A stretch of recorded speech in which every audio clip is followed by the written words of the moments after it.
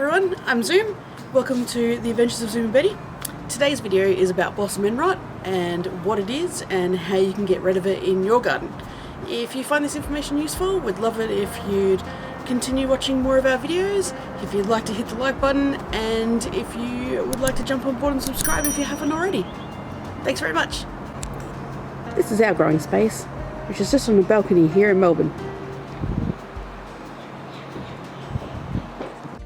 What is blossom enrot? We first noticed on this year's tomatoes that the undersides were getting dark brown, leathery texture, which basically made it look like it was squished and rotting from the underside. This turned out to be what was known as blossom enrot, and is a physiological disorder, not a disease or fungus, that can happen with tomatoes, peppers, squash, cucumbers, and other melon fruits. It's generally caused by a calcium imbalance within the plant and can occur due to a variety of different reasons. Changing soil moisture issues, either being too wet or too dry, excess of nitrogen in the soil, root damage due to cultivation, soil pH that is either too high or too low, aim for 6.5, cold soil, and soil that is high in salts. Any fruits that get blossom enrot are only going to worsen as they mature, so it's best just to cut your losses and remove the fruits when you see it occur, and then fix the issues causing the problem before more fruits start appearing. This way your plant isn't wasting energy growing fruit that you're just going to have to throw away. The fruit is still edible in the good parts if you find this issue when the tomato is already at a good point to eat. However, if you notice this early on, I wouldn't bother continuing. There is a lot of different methods to avoid these issues that you can find on the internet within 2 minutes on Google, so I won't go through them all, but I'll quickly go through the issues we had with our own.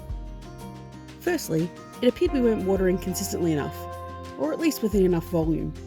We were using a mist setting on our hose, which just wasn't getting enough water deep into the soil. Our planting area this year gets a lot more sun than previous locations where we've grown tomatoes on our balcony area before, so this may have been why we've not seen this issue in previous years. We're also in an area that is more windswept, which again affects the moisture retention in the soil.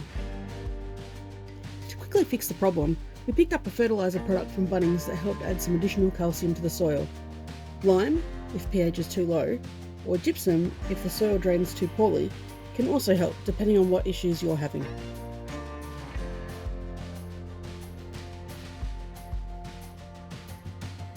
As a bit of an extra to that, we've been adding the water from boiled eggs, once cooled, into the garden, having read this as an easy way to get a bit more calcium into the soil. This method would have been sufficient in its own right if we'd done it as a preventative measure. However, since we were already at the point of there being issues to fix before more fruit came about, we went above and beyond for quicker results. Lastly, mulch is your friend. We already use mulch, but being in a location where it gets a bit windy, we probably could have used a little bit more to help maintain the moisture in the soil. So far so good with those little changes there helping out our garden. It seems to have sorted out the issue that we were having with blossom enrot. If anybody else has some tips that they'd like to share with everybody, just put them down in the comments below, and we'll see you all next time.